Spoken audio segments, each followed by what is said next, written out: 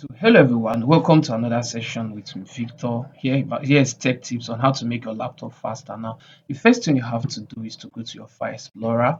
Once you click on your File Explorer, you go to this PC or my PC, depends on what you have. Click on it, then you right click on your C drive or wherever if your file is partitioned, click on the one you want to actually want to clear up. So you go to the properties, you click on properties, then you click on clean up disk. Now, after clicking on your clean up disk, it will take a while, depends on how if you've done this, if you've done it before. I regularly do it for my laptop to make it boot faster.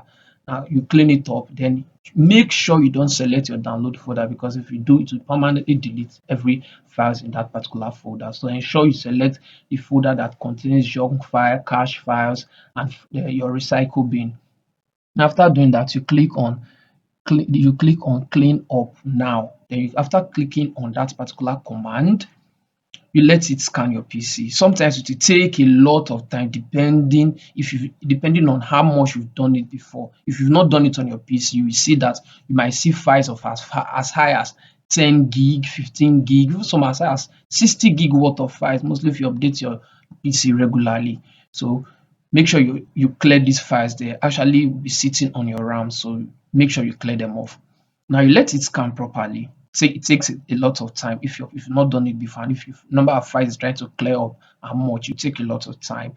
So therefore, we exercise patience. It won't take much time because I regularly do mine. At least every time I turn on my laptop, I make sure I clear the dump files and every other thing, because I'm using my PC for quite a lot. Now you click after you selected it, you make sure everything is selected from the folders you want to delete temporary files from. Then you click on OK.